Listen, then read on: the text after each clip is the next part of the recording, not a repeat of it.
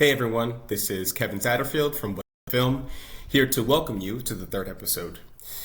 Vishaal and I were actually just informed that we must have been so excited when we did the original recording that we actually forgot to record an intro. Silly us.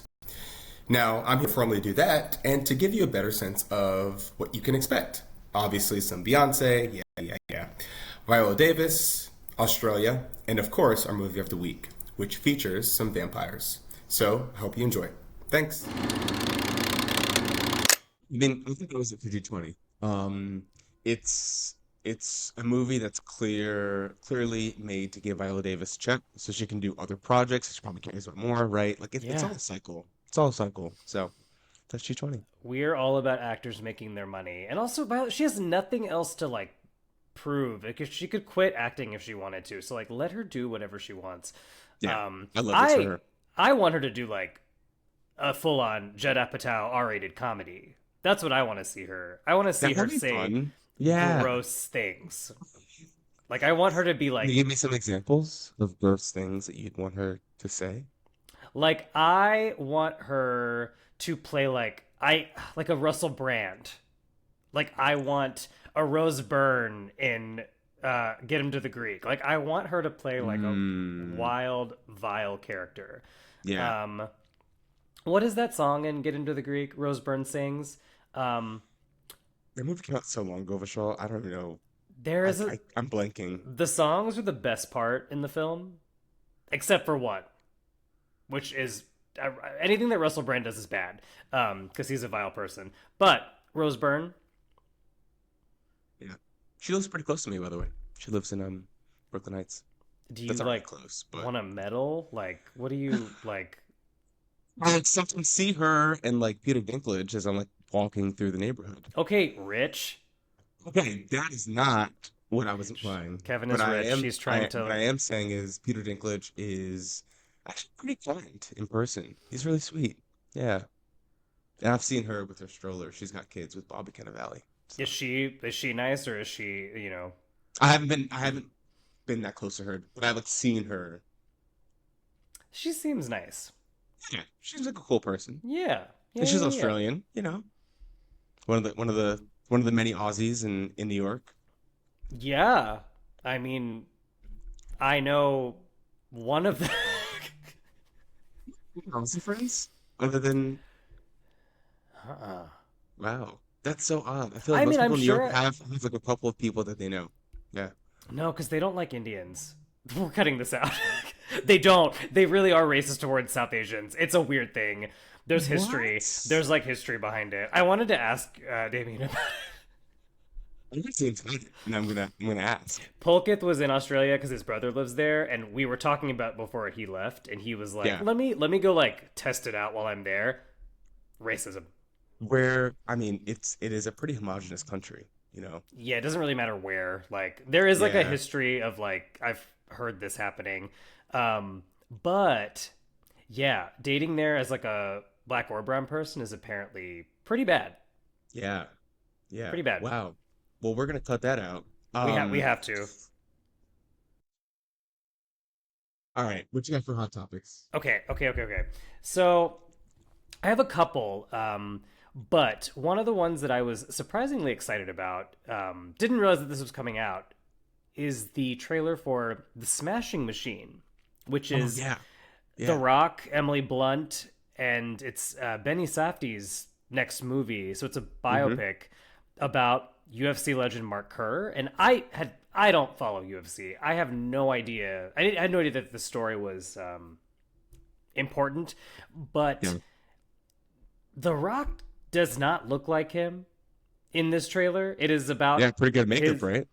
Yeah. crazy, but it's a story about this UFC fighter who fought, I think, in the mid to late '90s championships, but it's gonna center around this character's substance abuse and um, Hmm. tumultuous relationship with his girlfriend, played by Emily Blunt. Um, Great trailer. I'm in. I'm sold. Yeah. And Yeah. uh, I kind of feel I'm sold. it's I kind of feel like it's holding back a little, which I like. I don't like when a trailer gives you everything, No. but just knowing Benny Safdie, like the movie he makes is never just a linear, clear movie. So I do feel like we're probably going to go into the movie and get like a whole new angle or dimension to this, which I'm really excited about. Yeah, I saw that recently. Yeah. I mean, it's another A24, so like, Yeah. Did you you watch the know, trailer for I Know What You Did Last Summer, the reboot? I did. I really did. And I'm really upset about it because I love the original. And this one kind of just looks like it's playing it kind of safe. Right. Yeah. I And I agree. like I a lot agree. of the cast. I like a lot of the people that are in it, Yeah. but I'm like, and I like the team. It's a good team of people making it, but the trailer didn't give me anything. It didn't excite me. It's clear that Freddie Prinze Jr. has not acted once since That he line read did Scooby-Doo. was no. That was It tough. was That was bad. That was bad. yeah, um it was as if someone held a gun to his head and said, "You say this line this way or else we are firing you." They didn't even give Jennifer Love Hewitt a line. They just gave her a that's it. Or no, they did give her a line. What was it like? Oh, I know. It's literally it's didn't you say, just tell me one thing. Tell me what you did last summer. I just have one question. What did you do last summer? I'm seated. I'm seated. my favorite part of the trailer was Sarah Michelle Gellar dead grave. Where's the last one? Are you going And to be in the reboot? She was literally dead on ice. she said, "I'm Sarah." What is I, it? I'm Sarah Michelle. Wait, what did she say? Dedler. I'm Sarah Michelle Dedler. I think. I think. I remember reading it and being like, "Okay, that was funny." And I think her best friend wrote and directed it. who's the team that's producing, writing, directing this reboot? So the director is Jennifer Caton Robinson, who did Yes. Someone Great, that Netflix movie that was surprisingly very fun. Um, and she was also a part of Do Revenge, who I think she wrote. And then she It's, also, I think, wrote Thor Love and Thunder. Like she co wrote that with actually, Taika. American is not bad. Because I saw Do Revenge, and I saw something great. Yeah. So maybe there's something to this that we're not getting that the trailer maybe just can't convey. I don't know. If the studios taught me anything, marketing is key. Let's talk about it. Oh, God. This week's episode made me it made me cringe, but it also made me be like, this is why we can't have a bunch of white people in a room. Yeah. Um, Yeah. what did you think? My thoughts about the narrative of Sinners or Sinners itself. Oh, I was talking about the studio. What are you talking about? Oh, sorry. I said When the you said the studio. studio, sorry. No, that shit was so funny. Oh Um, no, we'll talk about that. So we'll take all of this out right here. My next hot topic.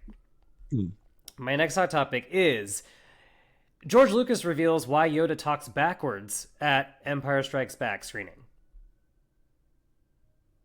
what? Now, I've never in my life thought about why Yoda talks the way that he does. Why do you think? I was a very young person when I first saw Star Wars, so I think in a way I just accepted it as truth. I didn't really question it.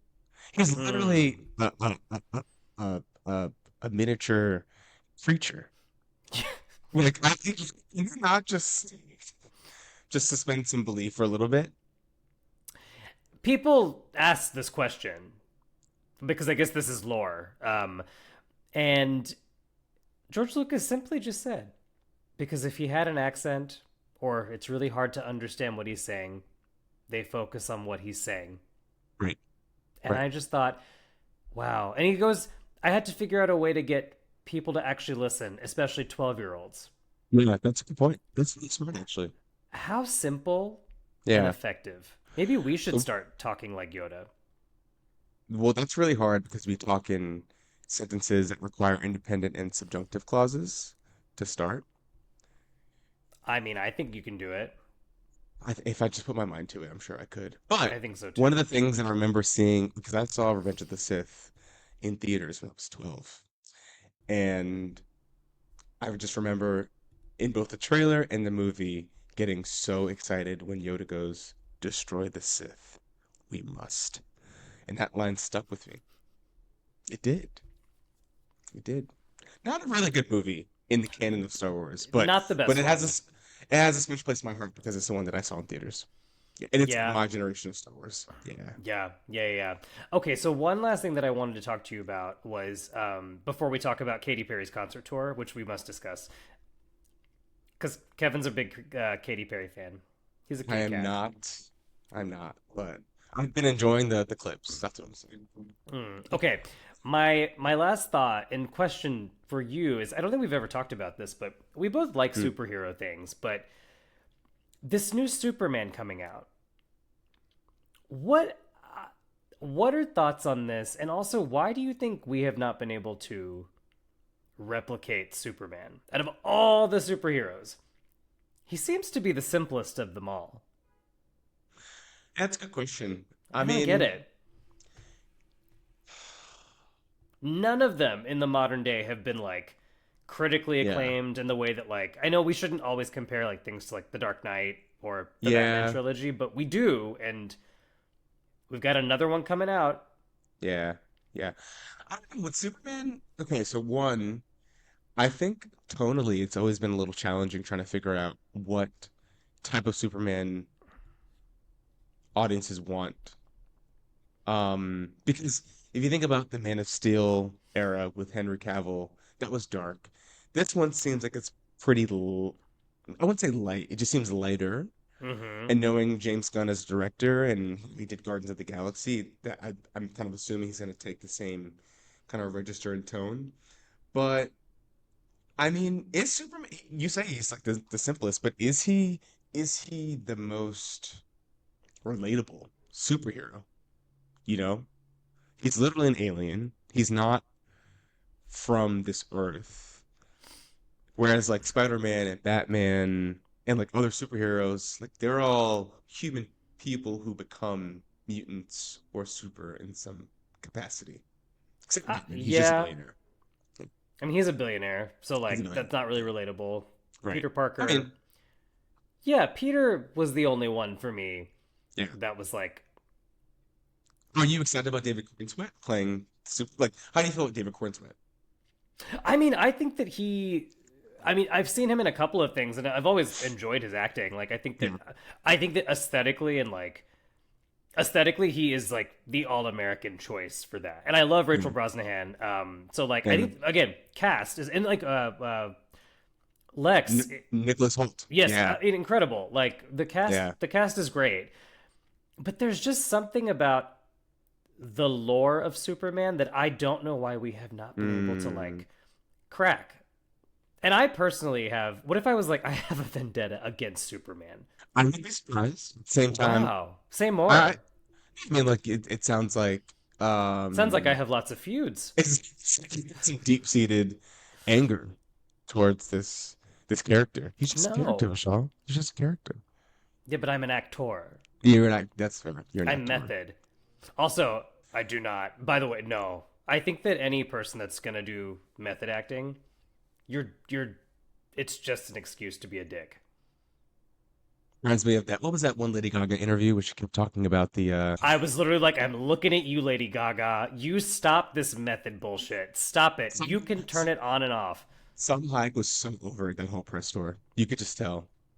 She'd be like, "This bitch got again." Which press tour though? There's been many versions. The one for House of Gucci. That's when they did together. Yeah, that was a tough one. Yeah. That was a She, tough press tour. she was annoying, but I think like she was the lead, so Yeah, you have to kind of like stand in the light. I don't know. 100%. What a wild film. It That was one sex of the scene. movies. It was like Adam Driver, Jeremy Irons, Al Pacino, Jared Leto, and Lady Gaga all in different movies. I swear. Yeah. I still to this day think it is the wildest sex scene. It rivals Showgirls. And they were on the table, right? Or like, up against the wall. Somewhere. Yeah. was like, Yeah. what is happening here? It was intense. I keep thinking about that one video someone posted where someone was watching that movie in that scene on a plane and it's fascinating because they're like, this is a lot. But they're watching it from the corner. Yeah. Yeah, no, it's long. It's like a Yeah. long, prolonged scene. Do you have any more topics of the week before we dive into our film that we are so excited to talk about? Last thing I'll say is I just forgot about this because of my notes from last week, but the trailer for Weapons came out.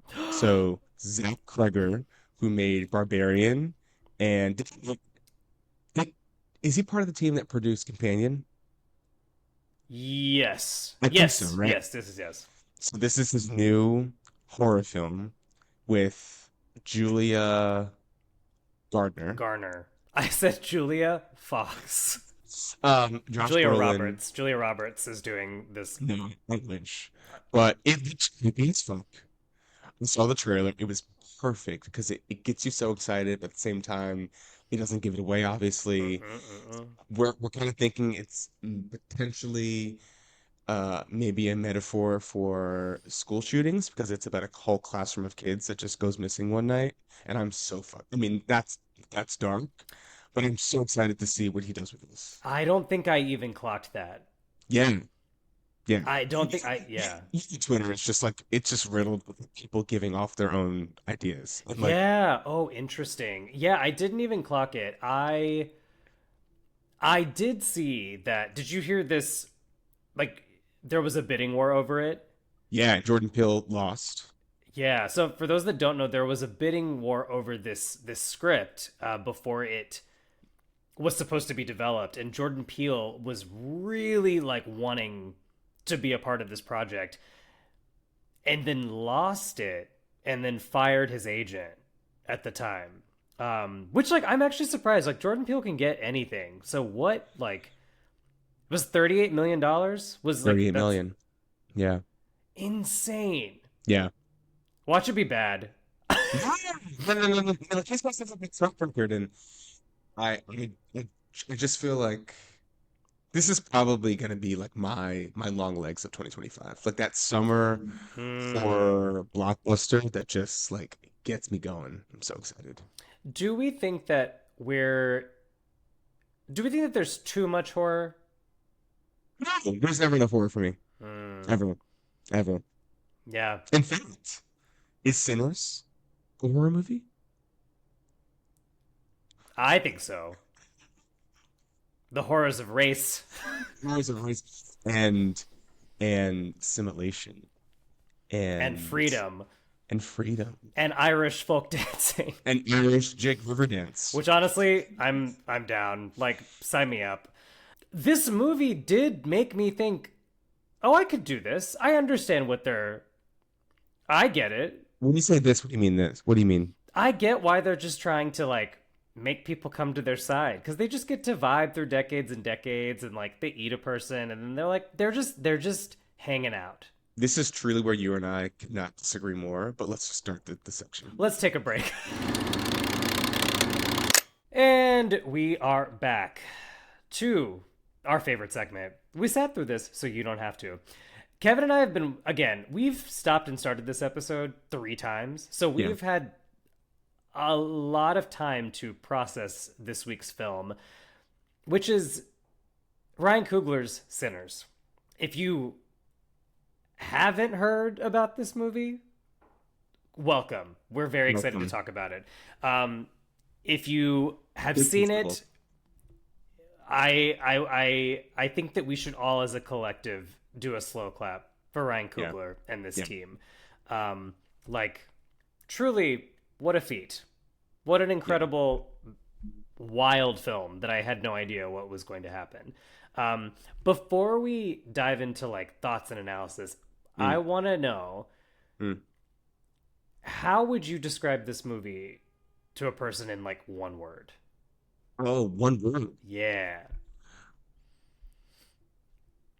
Wait, describe the The essence of this film. The essence of it, soulful. You stole mine. Yeah, that's Damn it. And I prepped. yeah, soulful. Yeah, I felt the Yeah. same way. For those that don't know this, it is a story about these two identical twin brothers, Smoke and Stack, both played by Michael B. Jordan. They are veterans from the war, and they've returned back to Mississippi after years of being in Chicago, Yeah. sort of working for the mob. It's just this is World War One and World War Two. World War One, yeah, It's like 1932. yeah, that's a good point. They basically use the funds that they've taken and they purchase like a sawmill from a landowner who is racist. Like, this is a man that we come to find out, yeah, he's in the Klan. And they decide they want to open up a juke joint, which is a place for like the black community to come together, dance, drink, eat, enjoy. And along the way, a lot of shit happens, including their cousin Sammy, who's this wonderful musician and guitarist who comes from a very devout, like, Christian upbringing. And they sort of take him on this ride that's 24 hours, which was a surprise to me. I didn't expect that. Yeah, and that's kind of an overall high level synopsis of it, but do we spoil it? Do we not? Here's what I'm going to say. So it's been out for 2 weeks. I think it's hard to really discuss the movie the way I think we want to without Yeah. spoiling parts of it. So I'm ready to like dive in, Okay, so but yeah. but yeah, let's just say No, I like think we have to spoil it. I think you're right. Like, we Yeah. must. There's no way to talk about this without. So Yeah, if you it's not as if we've spoiled the last 3 movies we've watched, but if you this is the first spoiler alert. This is a What the Film spoiler alert. Consider yourself warned. That was your warning. Yeah, shut this off because the rest of the podcast will be about this. Okay, where do we even begin? Do we go in order? Okay, so I think what's interesting is that I knew a lot about the movie going in. I saw the trailer. I like knew that this was on the Warner Brothers slate for the year, so I was really excited. And I knew that it was a vampire movie. I did not expect it to be a movie about music. However, Damien came with me. He knew nothing. I knew nothing. You knew nothing. Yeah. I purposefully did not watch the trailer. I knew it was something, and I knew it was something spooky. That was it. So if you don't know anything about this movie, you spend the first third of it thinking that it's basically just a period piece about 2 brothers and their cousin in the Deep South. That's really all you. It's honestly like the first half, not even the first third. The fact that you don't even get the vampire component of the movie until the last 40 minutes, and it basically takes up everything to the end, is what makes this movie so dense, but in a good way, because you're not really anticipating anything about it. You're just like sitting with the characters. You're being incorporated into this life, into this world, and then you realize you're in a fucking survive the night vampire movie that is also just about black people and blues music. Like it's just that type of movie that just like twists and turns, but keeps you invested at every single point.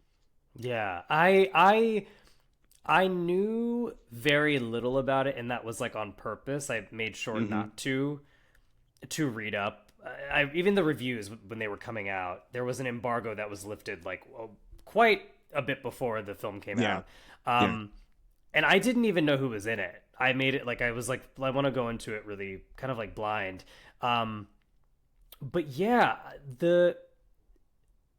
this is a film, and I haven't seen anything like this in quite some time. That it melds a story about music, a story about faith, a story about assimilation, a story about the South, Yeah. in a very specific period of time Yeah. where it highlights like enslaved people along with people that are free Mm. and that dynamic. And then all in the same breath is a story truly, like you said, it's a horror film in the last like 40 minutes or so. And I think where I would want to sort of start is with the music, because it is so present throughout, and it's like this spiritual force in the film that like blues music is ancestral to Black folks, and it's about power and it's about resistance, but it's also like a memory that ties back to a much bleaker time, if you will. And so it does this wonderful thing of highlighting that, but then in the same instance being like, this is our way of celebrating, and this is our form of like, this is how we cope with what we're dealing with. And also, I'll say it again, I've said it once, I said it again, like, Black people are the blueprint for all art, every art, particularly music. Well, the club shot us that. Before Beyonce, I didn't know. No, the reason why I said soulful is because I think the intention in using blues music as the epicenter of the film was I felt was both personal for Ryan Coogler and also a way to educate audiences about Black musical traditions and the role that they play in creating the worlds that we now live in. And so I'm just going to kind of break it down because the way I kind of interpret the movie is by understanding first that, like you said, Sammy Preacher Boy has this deep musical gift of blues music. Although, like you said, his family is devoutly Christian, and those two things are at odds. And you can make the argument that the movie is anti-Christian or it's anti-religion, but I actually think the movie is more about letting someone understand that you can reach your ancestors and you can be in touch with your ancestral roots in a lot of different ways and a lot of different modes. And for Preacher Boy, for Sammy, blues music is how he does that. And I'm sure we're going to get to that one take that happens in the middle of the film. But I think that sets up a lot of, it's like the supernatural component of this movie, because we're going to get into the vampires, but I think the more supernatural component is how Sammy's love and talent for blues is what actually is the crux of why this movie even is a movie. Yeah, totally. I mean, I've always enjoyed blues and jazz music, but like this film, it taught me so much about just like the origins of the art form in a way that like I hadn't really thought about. And I think that, like, to your point, like, music is a way to like numb pain, as religion for many people is a way to like pray away sins and like take away the pain. And it's kind of explicitly like pointed out at the very beginning of the movie that like blues music is like devil music, because you have that juxtaposition at the very beginning of the film with Sammy walking in fully bloody, and his with the guitar in his hand, with the broken guitar, as well. And you see that, like, okay, there are two things fighting here, because you have his dad speaking Bible verses to him, and he's had like the worst night of his life. We as the audience don't know that. We are just like, best. Well, he did say it was the best night of his life until that last the night. I also thought it was really interesting that not only was music such a core point of this, but dance. Dance became a focal point in this. There is a scene that we can talk about shortly about where I'll let you discuss it, but there's a scene in the juke joint where you see a lot of different types of dance, generations of dance, and you then later on in the film see an Irish jig that the vampires are doing. And in the moment, I remember thinking, I don't get why these two things are related. And then as I was walking out of the theater, I went, you idiot. Of course, this is why these, this is it. But I want, if you don't mind, explain that there is a core scene in the juke joint. You're talking about the one take. Yeah. Yeah. Okay. So we've gotten to the point where, like you said, Smoking Stack and Sammy have basically opened the juke joint for the first night. This is opening night. It's like their basement. Yes. Their basement. It's they've brought other people from the community. I can't wait. It's their basement. They brought other people from the community to, do food and drinks, and like it is a vibe. And at a certain point, they know that Sammy has these talents, and so he starts doing performance inside the juke joint. And it's almost unclear if this is all happening in Sammy's head or if we as an audience are really seeing this unfold. But what essentially happens is his talent in the blues tradition literally breaks down dimensions.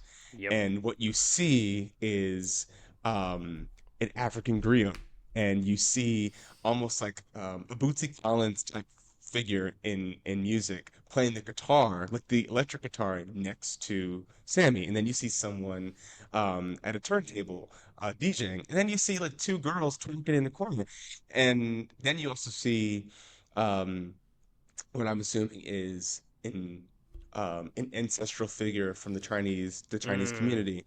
And what it helps the audience do is understand that this ability to play blues is about being in touch with not just your roots and your ancestors, but also about being connected to the people that will come after you, and how we, sitting in this point in time right now, are all like a ripple in that like deep ancestral tie. And it was just, some people feel like it could be a little corny, like, because it's a one take, so it can feel a little too on the nose. But I guess when you know Ryan Coogler and when you know the type of work that he's done and how committed he is to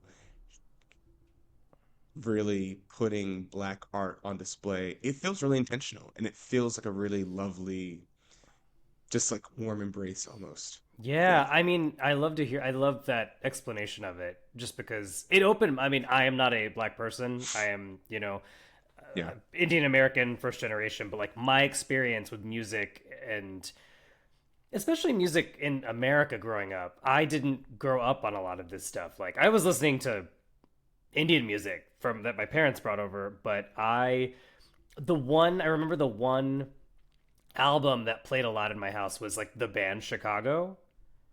Like, lots of jazz, lots of blues. And so I remember listening to that growing up and really enjoying it, but not understanding the significance or importance or the historical,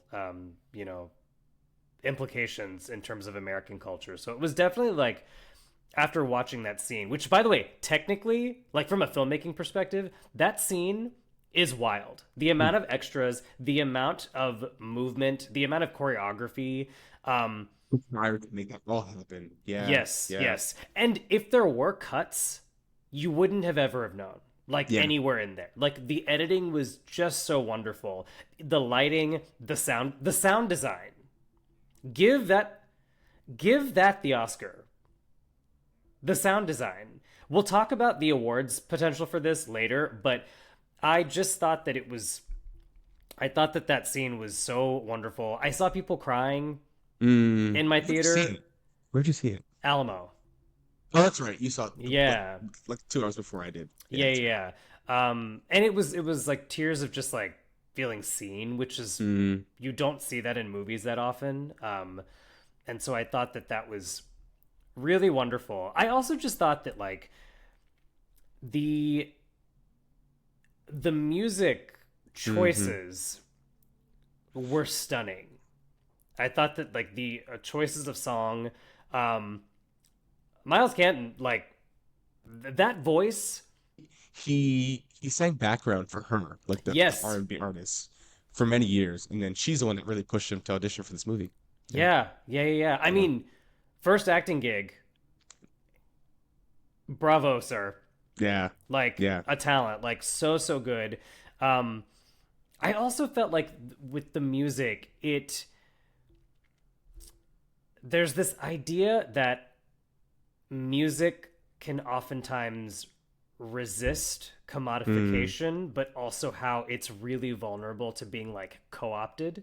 mm, And I think the film to me in general was sort of a metaphor for we want what we can't have, and mm-hmm. we want to create original work and original art that comes from our own people and our own communities, Yeah, but at the same and we also want people to celebrate that, yeah, and we want to invite people into our art, but at the same time it oftentimes gets co-opted by the wrong people.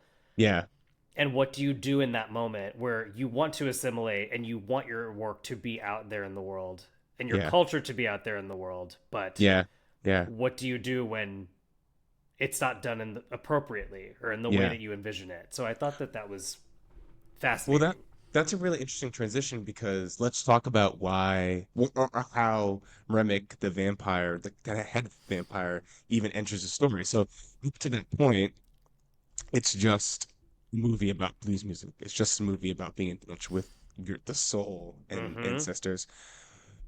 Remick, the vampire, is only interested in this juke joint and these characters because he sees the power that Sammy has in ushering and like like conjuring the spirits of the past. And he himself, as an Irish immigrant, which I think is really important, Mm-hmm. they didn't make him just any old like white person from Mississippi. They made him an Irish immigrant to say that like there is complexity and dimensions to whiteness and how white people can um appropriate not just black musical traditions but black culture. And so this whole idea of vampires needing permission to enter a space, or this idea of vampires wanting to tap into Sammy's gift so that they can be in touch with their own ancestors, I thought Mm-hmm. was just so well done and so well laid out in a way that it's a little challenging for an audience to like really grasp that unless the script is really, really tight. Um, Yeah, I yeah, thought, and the idea that like we've always known that like vampires don't like garlic. yeah, They can't have like there's stakes through the heart. But they've always had to be let in. mm, And Remick is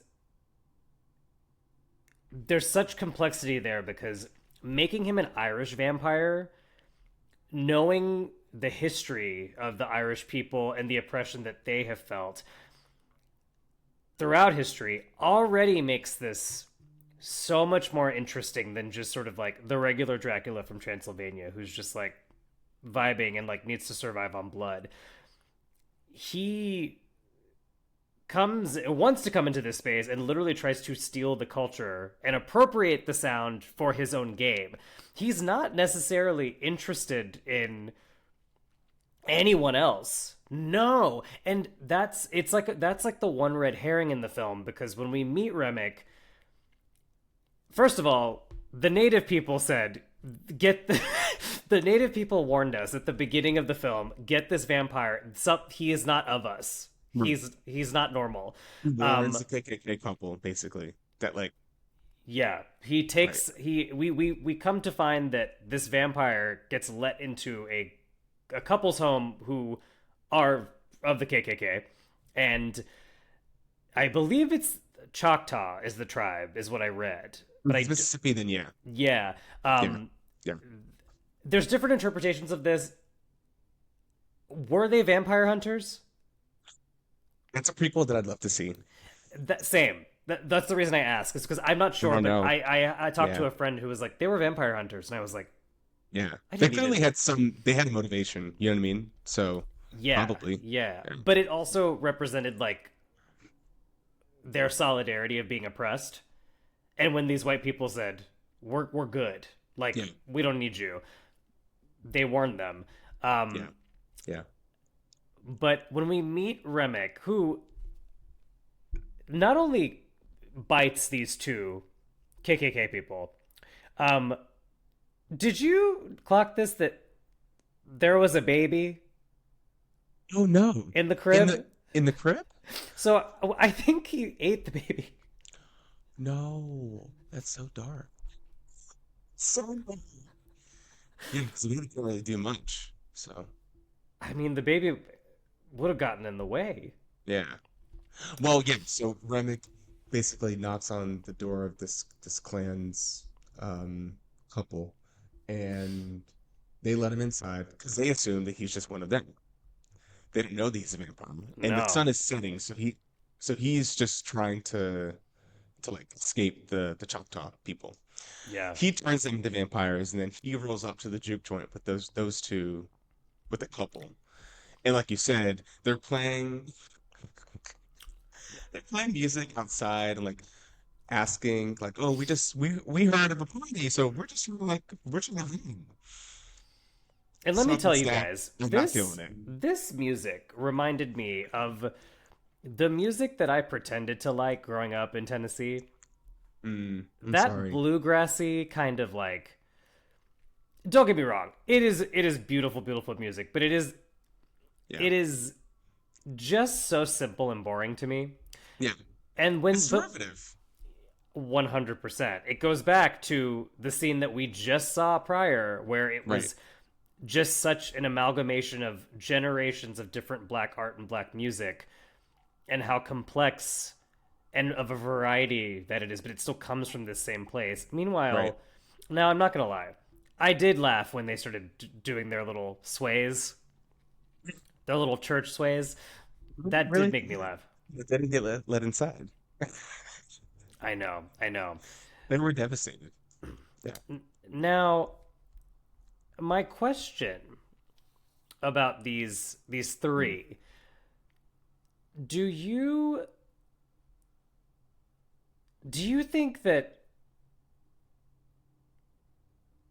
think that Remick was racist? No, I don't. I don't think that his intentions were based on were based solely in discrimination. Mhm. I think, like as you mentioned, Remick as an Irish immigrant comes from those people. Right. And what's really interesting about knowing vampire lore is knowing that once you're a vampire, you cannot enter the afterlife. You're stuck in this purgatory. Correct. And so what is what is interesting to vampires and what is interesting to Remick is the idea of being in touch with your ancestors the way Sammy is and does. Mhm. And that I think is their main focus. So I don't think his motivations were inherently based on race. It could have been anybody that he was interested in, but I think knowing that blues music is at the focus and blues music being a musical tradition rooted in African American culture Yeah. is what adds another layer to this. Yeah. And like allows us as a contemporary audience to understand all the different ways in which Black culture is being co-opted and appropriated by both not well-meaning white people and well-meaning white people. Correct. Because when you assimilate, it's like a promise of protection and power, but it costs culture. And he embodies that. Like, even though he's an Irish vampire who represents like the Irish resistance and oppression, he still has assimilated into like white supremacy, which is a parallel from like history and real life. And it's I wonder if like I don't know if Ryan Coogler was even thinking about this, but I'm sure he was, but I'm wondering if like vampirism in this film, it's not necessarily liberation like they advertise it as, but it's Yes. colonization. Yeah. Yeah. And they're masking it as like freedom. Right. And Yeah. they all kind of they groupthink. Yeah, exactly.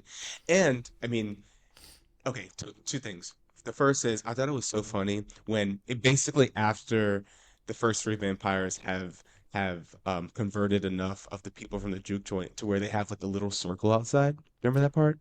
Oh, how could I forget? But do you remember like that circle had not just the three OG vampires, it also had the black people who were Yes. from the juke joint.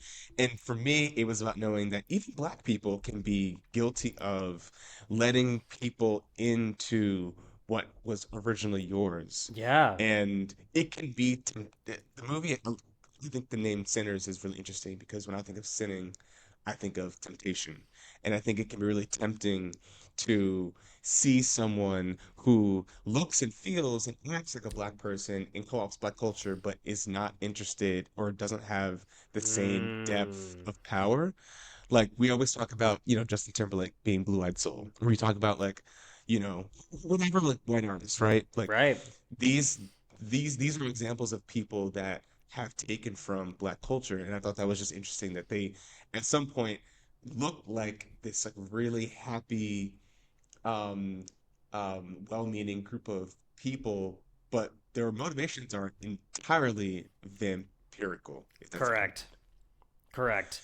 And then the last point I want to bring up is you mentioned it, but Sammy's father is preacher. He's in the church, and the movie bookend starts with Sammy entering the church and then ends with him at the church as well. And you realize the vampires are one type of hive mind, but the church can also be thought of as one type of hive mind. The idea that the groupthink can operate and exist in different forms, and I just thought that was a really interesting parallel to like show that this groupthink idea or philosophy can exist in different capacities. Oh, that's really interesting. I didn't even 3 weeks I've been thinking about this. 3 weeks. Yeah, well, I also have to recognize that like this is like, you could interpret this as just sort of like a big budget popcorn kind of movie. Yeah. And maybe that's how people, think about this, but as somebody which we'll get to Grace. We'll get to her. She's on my girl. Yeah, we'll get to Grace.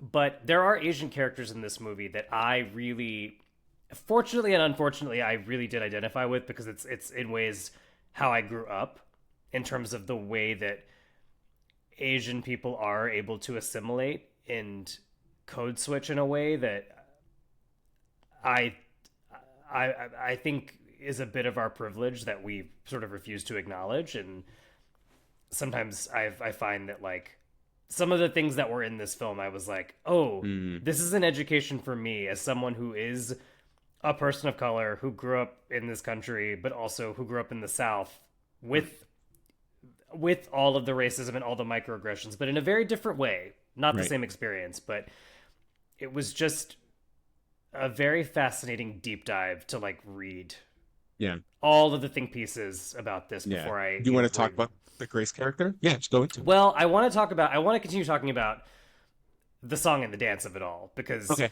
Yeah. because after doing some digging, like the ballad that Remick sings, the Rocky Road to Dublin, that is a parallel between like Irish and black suffering, but also reaffirms like victimhood without offering like any sort of true solution or freedom. Yeah. And I thought that was really, really interesting because Irish music, there's a lot of like songs for rebellion. Yeah. There's a lot of like rebel songs that historically, came up in like it's sort of their blues type music, Yeah. very similar in terms of how they were formed. Um, but Remick, because I guess he's a vampire, so he has no connection to a rebellion anymore. So that is Yeah. another reason that he like co-ops and betrays in It's some ways. it's unclear how long he's been in the US though. Like, I'm really serious. It's like the 1990s, you know? So, It's no, you just you spoke about it as if like Beyonce's on tour. We don't know how long she's in London. yeah, so that was one question that kind of kept going through my head. But no, I think you're right. Like, I don't know enough about um Irish Riverdance, but knowing knowing that there are similarities between the quote unquote black struggle and Irish struggle, like we can already understand how that type of musical tradition can be born out of and across people, Yeah. and like it is a reflection of like, the pain and suffering that people have gone through, but it's a way to cope with um what they have seen, So Yeah, and I also think another interesting element to like tie it back together, which like Ryan Coogler, your mind, but yeah, the the native characters that are in this are represented by the Choctaw tribe, hmm and I read that the Choctaw community sent aid to Ireland during the famine. Yeah, so they're it's all very intertwined and cyclical in a yeah, in a way that I had to look back and be like, what did I actually learn in school? And really unpack like all of these communities coming together with sort of like, is there a common thread, is there not? And if you look at every single character and every single group that's spotlit, whether they're in it for a second, whether they're in it for the entire film, there's a purpose for it. And I think that it's brilliant. I think that it's really really interesting. Yeah, Do you know about the Chinese community in the Delta before watching the movie? I did know about that. I did. Yeah, I did Yeah. know about that. Only only because I learned that in school, Yeah. but very little. Yeah. Because I was always curious. I was honestly curious if there were Indian people that immigrated here Mm, during that time, and there were, but we immigrated to different parts mm, of the country. So growing yeah. up, I didn't know much, but I knew a little bit. But I was fascinated by the inclusion of these two characters in the film because I thought it Yeah. added such an interesting layer. But should we talk? Should we Let's talk do it. about them? Yeah. Um, Now I forget his name. Bo. Mm-hmm. And Grace. Yeah. Yeah. Yeah.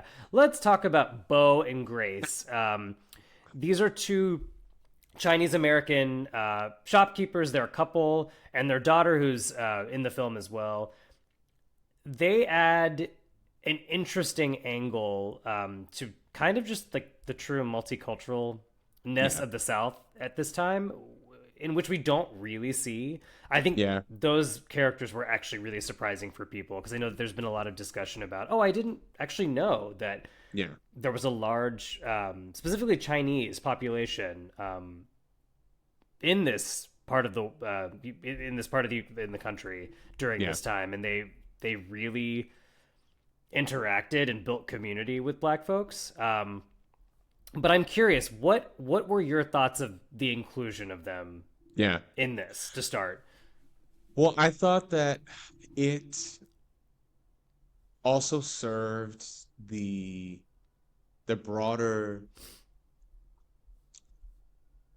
it also served the broader kind of theme of the movie because what what ends up happening is Grace and Bo are working with Smoke and Stack and like they're in the juke joint. Like they are within the black community. And Um, long story short, Bo ends up becoming a vampire, but Grace is still inside the barn, so she's protected. But what Remick does is kind of dangle this carrot in front of Grace and basically uses her mother tongue. He starts speaking in Chinese. I don't know if it's Cantonese or Mandarin, but it's in a way where he's now starting to pull on her emotions, and he's threatening to go into town and to um, um, attack Grace, their daughter. And so now she is not operating as a part of the group that is trying to survive the night. She Nope. is only operating from a place of, I want to protect my daughter and I want to get revenge on you for, turning my husband into a vampire. And she's the one, literally, that invites the vampires into the barn, and that is what ensues. And but I do think, like you mentioned, letting her play that role is was important because what it underscores is how allies and how other people of color who share this oppression with you can also be oppressive, and how Correct. they can um what's the word I'm looking for? They can double down on essentially like what is already like a threat. Yeah. And it was a really interesting conversation to have. I had this with a bunch of my Indian friends, and we Mm, spoke about how oftentimes we get really frustrated when like South Asian people, they'll co-opt black culture in ways that are like not only offensive, they're just cringy. yeah. And it led us to have a conversation honestly about like how not only is that pervasive, but Mm, we are expected that because we are people of color, mm-hmm. the expectation is that we have the same experience when that is just not the case at all. Right. We have our own sets of privileges, and the way we navigate the world is so utterly different. And this was a film that, like, when you first see them all together, you're like, oh, all the people of color, they're hanging Right. out, they're helping each other out. Yeah. And as the film progresses, you start to question motives about who is actually going to be faithful to the group and Right. the group as a Right. whole. And at the end, well, there's two interpretations of this here. At the end of the day, the woman and the group closer to whiteness Right. lets the vampires in It because surprises everybody basically. sacrifices everybody, knowing Right. probably full well that they're it is a distraction so that they do not go to her daughter, Yeah. who's Exactly. probably They just don't like mean it. playing Game Boy at the shop. You know? Game Boy. Yeah, they had him back then. You know, or like marbles. You know.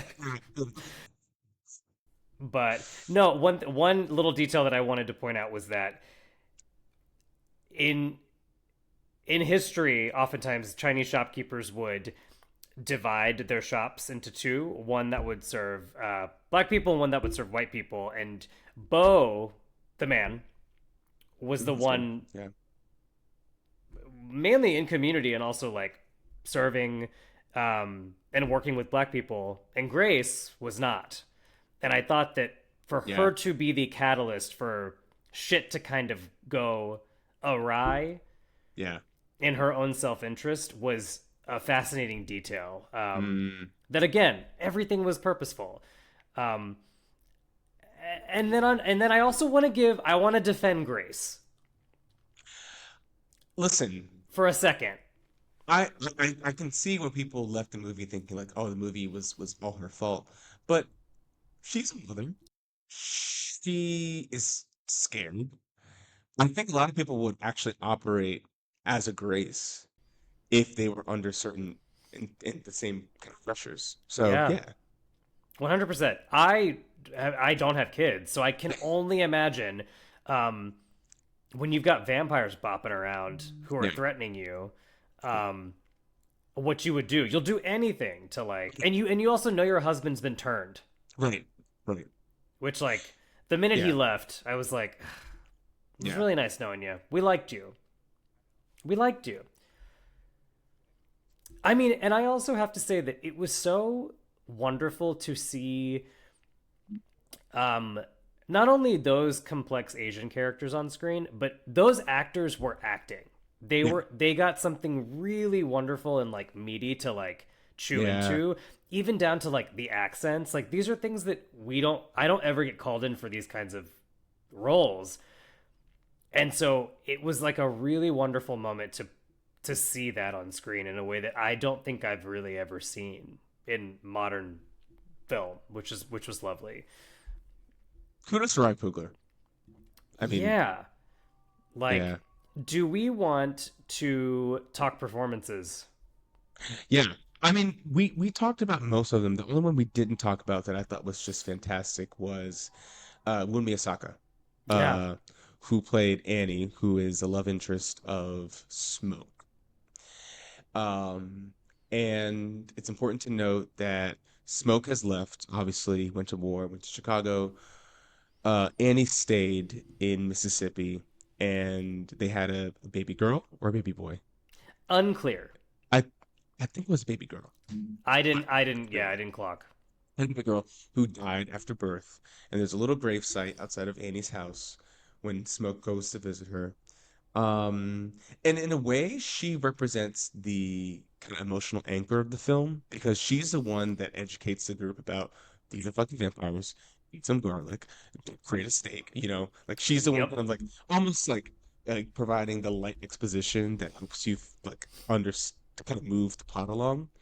But she's also the person to tell Smoke if I'm bitten, kill me. Because I don't want to be a vampire and I don't want to be detached from the afterlife. I want to see my baby. I want to see my ancestors. And so Yep. when that inevitable moment does happen, it was really painful to have Smoke, kill her so that she didn't turn into a vampire. But you also get that next moment at the very end, which we're probably going to talk about, where you just see them as a family living in the afterlife, and there's so much peace in their life because they're dressed in white. But I thought that Wunmi Asaka, who I've seen in other things before, is just incredible. She's Incredible. Yeah. She's always been good and great, and I'm glad that she got a moment like this Yeah.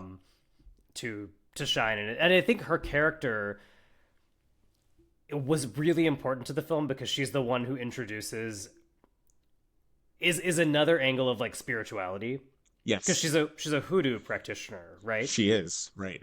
Right. Yeah, so you get like you get the top of the film where you get the Christianity Right. and the Bible throwing, and then you get a very different lens into like,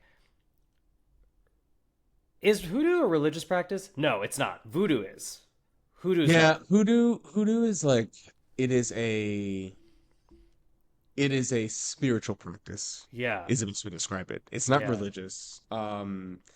It doesn't have like the same confines of that Christianity does, but it is something that is designed to just give you a deeper sense of ancestral connection. And it has roots in the African American community. But it is about the connection to the African continent through those spiritual practices. That's why her house was like filled with a bunch of shit that like what's going on here? But yeah. No, and I love that like it seemed like the town would go to Yeah. her Yeah. for herbs Yeah. and warding off of evil. No, I thought that detail juxtaposed like with the Christianity of it all was like really wonderful. I also want to talk about Miss Hallie Steinfeld. Ooh. We Miss have not talked Mary. about her. We have not Miss talked about Mary. Mary because she and her character are apparently causing a lot of controversy online for that one clip of her calling Michael B. Jordan Stack Slim. Wait, what's his name? Well, so she's a Smoke. former love interest of Stack. Right. Stack. Yeah, it was Stack. Stack. Why did I say Slim? Who's Yeah. Slim? Johnson, who's Orlando. Yeah. Oh, wait. We have to. we have to get to that. That's why. Okay. Okay. But we have to talk about Hallie Steinfeld because it seemed like this was a role that we've never seen her kind of play before. The last time I saw her do something like this, she was 11 years old in True Grit. And she got an Oscar nomination for it. So I knew this woman had chops, but she went on to go like do music, which like She had Pitch Perfect. Yeah, remember she was in Pitch Perfect 2 or 3, I think. I only watched one. Loved one. I was like, why are we doing this? Just like let it. They made a lot of money. They did. But Miss Hallie, I was taken by her. I really thought the first just foul line that she yells at that train station, I was like, oh. Because you told me you loved me. Well, I told you to stay the fuck away from me too, but I guess you didn't hear that part, huh? I heard you. I heard you loud and clear, but then you stuck your tongue in my coos and fucked me so hard, I figured you changed your mind. Keep your voice down now.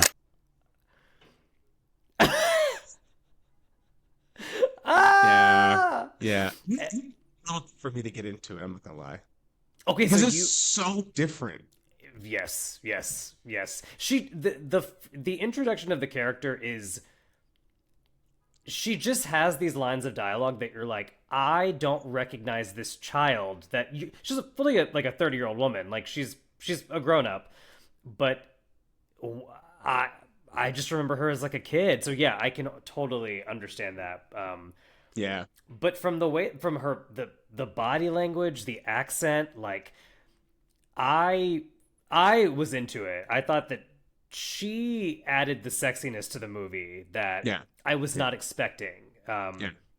And her chemistry with Michael B. Jordan was also great. There is a moment where her and Michael B. Jordan are having sex, and she drools, but she is turned into a vampire by that point because she decides to go outside and like talk to the vampires because she's to the white people because she's white. She's white passing. But that drool, take out all the blood and the gore and the vampire bites. When she put that drool in his mouth, it's a sexy movie. It's like that movie is salacious. There's a lot of eating out, if you will. A lot of cunnilingus. Perline with the. Let's talk about Perline. Love that actor. Twangy twat. Yeah.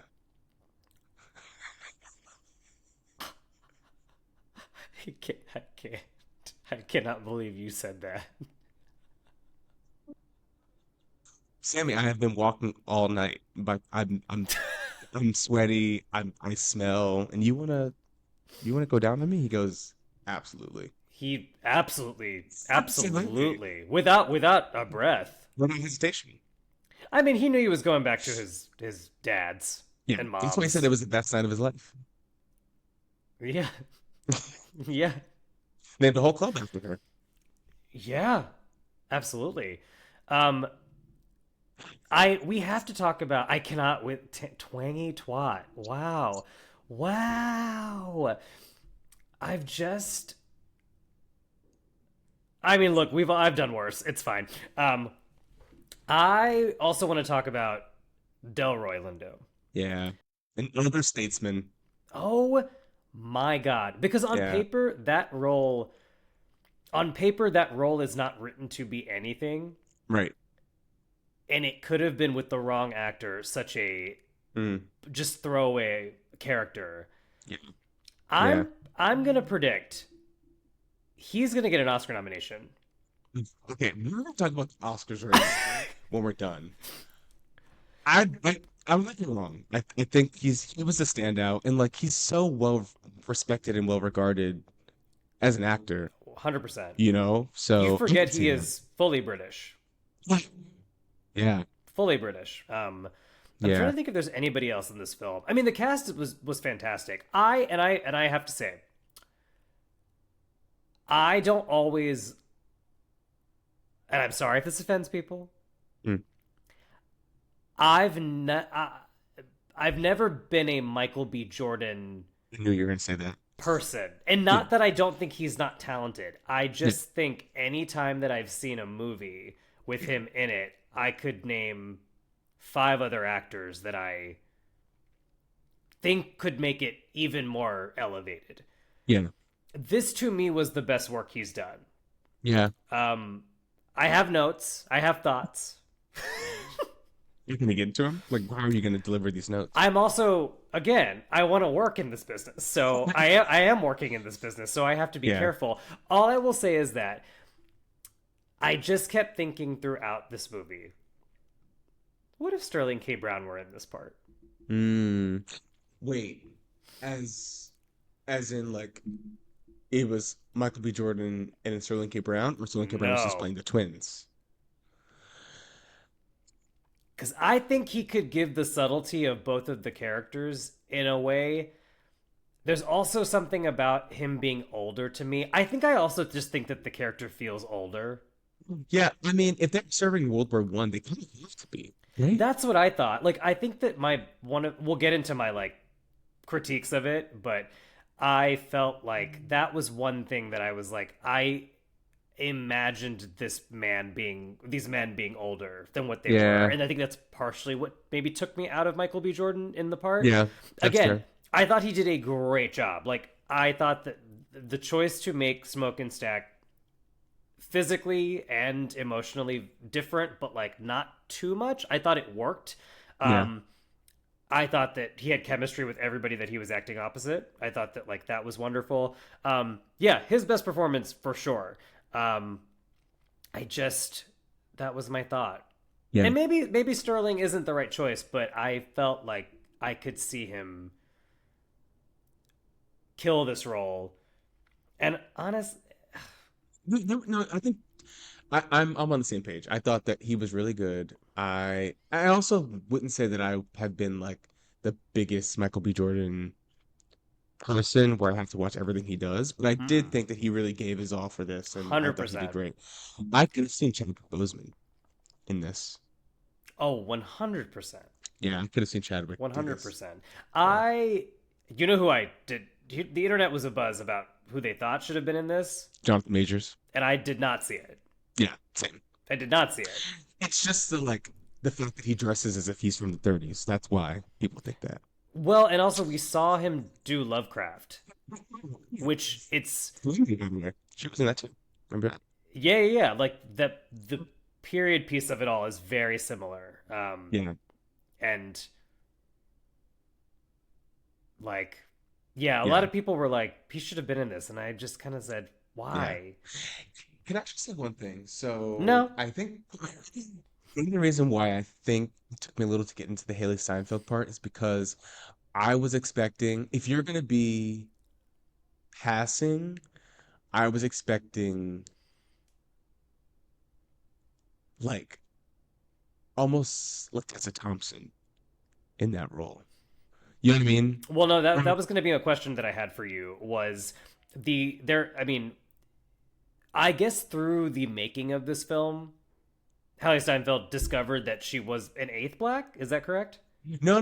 Actually, when she got her Oscar nomination, that was like over a decade ago. There were reports that like people were saying she was one of the kind of few African American actors to get a nomination. So like, the whole conversation of her race actually came up back then in 2013 or 2011. I didn't know that. Whatever.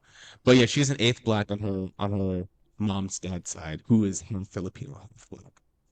Okay. I see. I knew the Filipino part, but I had seen a lot of different reports about whether this was true, whether people were disputing it, and so I just wasn't sure. I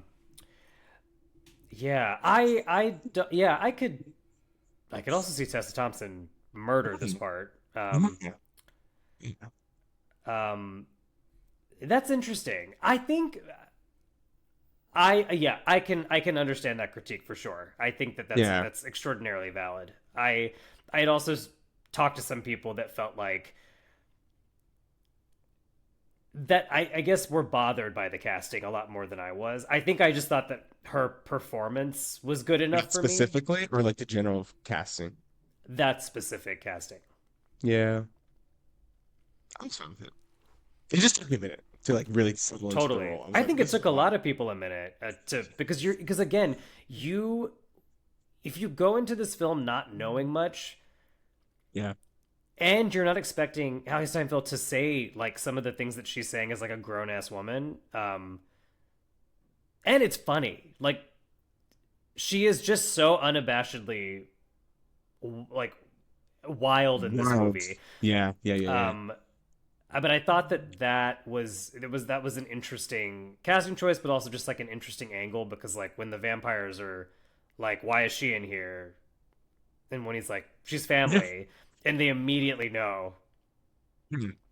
I've Yeah. also been seeing people on Twitter and TikTok post that clip, but then superimpose it to Glenn Close and Lee No. Daniels. Deliverance. Oh, my Glenn. My Glenn. That's crazy. I love that lady. I would to death. I would die for her. I love Glenn that lady. Close, an icon. That was a crazy ass movie too, though. What was her name in that movie? Was it Alberta? Berta. What was it? It Every was something. community has a Berta. What It was was that? something. It was something like that. Hold on, let Fabric me of look the. it up. Oh, no, we have to look it up. Lee Daniels. No, that was like Alberta. Yeah, that's so good. Yeah, that was her name. Um, wait, can we just quickly just talk about the post-credit scene? Did you watch it? Okay, What's that look? so I watched one of them, and then Oh. I didn't know. Well, what about, I, so you saw the bigger of the two then? I saw the bigger of the two. I didn't see the second one. It's less consequential. Okay, okay, okay. Yeah. I Yeah. thought that was it. I had heard about one going, so I Yeah. didn't stay. Yeah. What'd you think? I mean, I aside from the costumes that they wander in on that 90s, like I mean besides that, I didn't need it, but I appreciated it. Yeah. It was Yeah. nice to just sort of there was some closure on like where Sammy's at cuz there I think if you leave it off at the ending of the actual movie, it is inferred that he goes into music and sort of leaves the church and family and things, but um I thought it was interesting. I also thought it was an interesting choice to have both of them come back.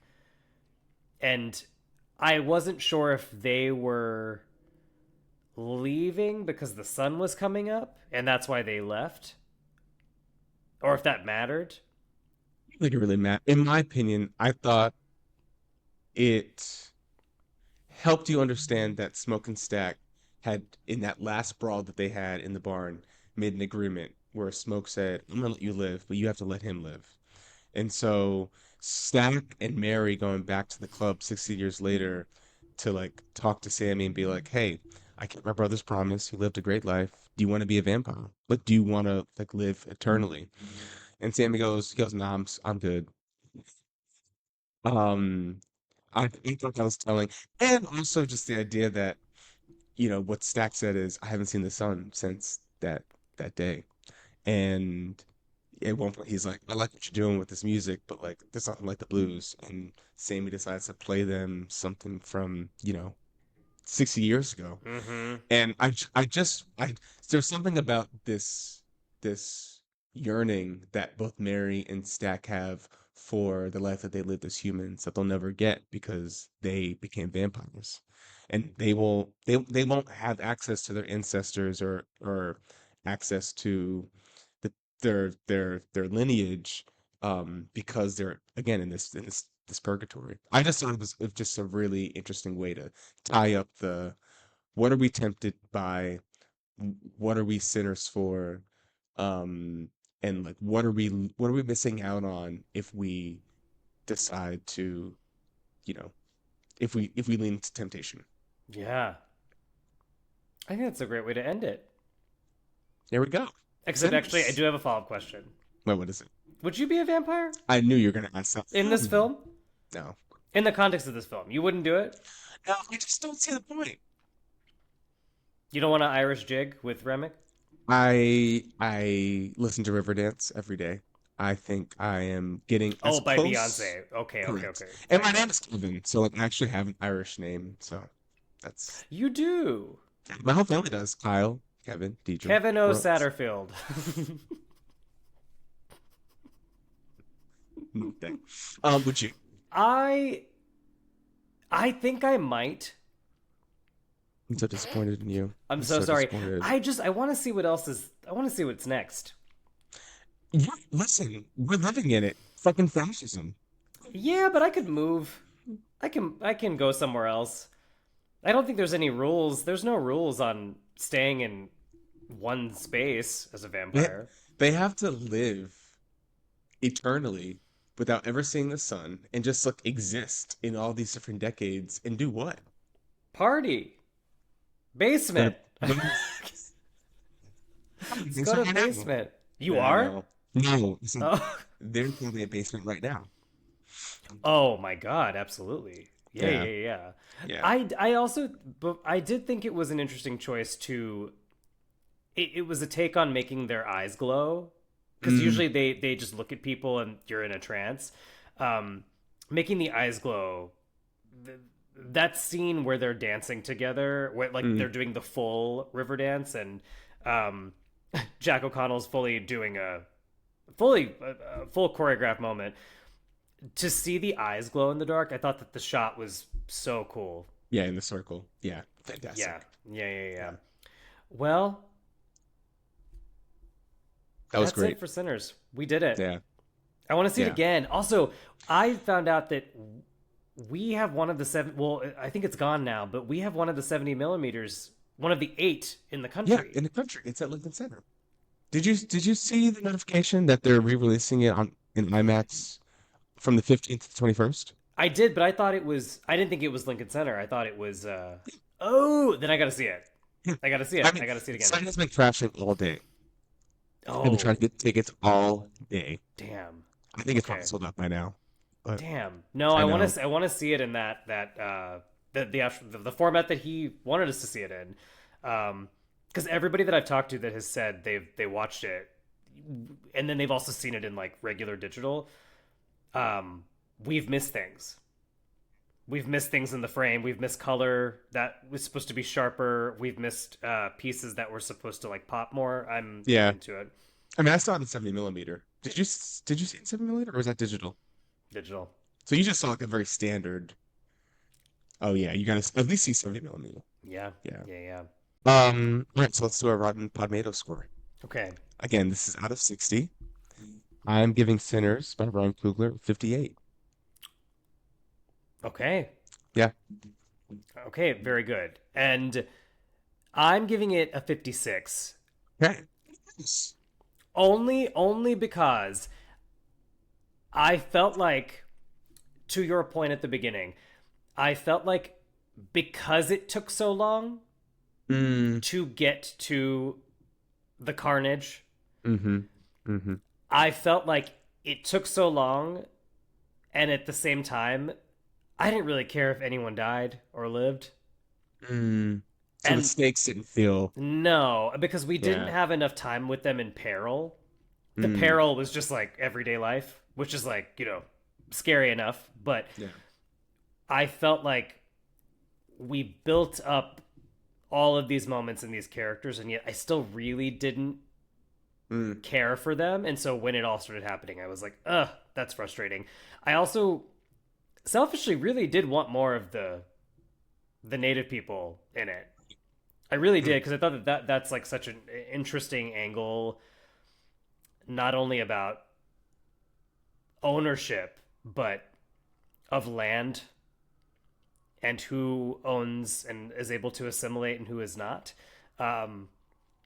And it's another group that are people of color oftentimes. And so I thought that I would love a prequel Yeah. with them. It's gonna be really interesting to see how this world that Ryan Coogler built expands, because obviously like I'm sure you saw, but like he gets the rights back after 25 years. But Yeah. we've got 25 years of Warner Brothers really being able to own this and create whatever sequels, prequels, spin-offs, maybe Yep. TV shows they want. So I'll be curious to see what type of things they double down on. Yeah, Yeah. Yeah. I mean, also that we didn't even talk about the 25 years thing. I know. Yeah.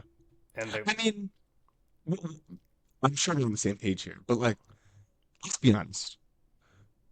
This is an original concept about vampires in the Deep South in the 30s. mm, And it is clearly something that Ryan cares a lot about because he made that part of his deal. Like if he didn't have so much deep, you know, connection to the story, then it probably would have been the standard 35-year deal. But clearly 100%. he wants to really own this, and clearly Warner Brothers was excited enough to have this that they gave it to him. So all the kind of the narrative about like, oh, this is like surprisingly generous for a director to get. It's like this is all like what are we talking about? And also, off. This man has directed the Black Panther films that brought billions of dollars to the industry. Like, what are there's only one reason why I think people are even saying anything, and we all know what that is. So it's just like, what are you doing? Quentin Tarantino did the same thing, and I was gonna say, again, his film just keeps getting brought up because of like the box office headlines and stuff. But yeah, no one said anything about him. No one said Right. a word. So I don't Right. really understand. Ryan Coogler is not this new independent auteur. Like, he's Right. been around for a long time, right, and he's constantly proven himself to not only be a critical darling, but also someone that can make a film that brings people to the theater. That doesn't happen that often. And yes, to have original IP like this, an R-rated film too, which is, it already alienates a huge part of the population who can actually go see it, just from a monetary standpoint and a demographic standpoint. For this to be making this much money and to come from his one little brain, and by little I mean large brain, come on, we can't, like, I get so, like, just stop. A lot of your faves could not bring in this kind of money. And I would they don't. They still get the money to make the next film. 100%.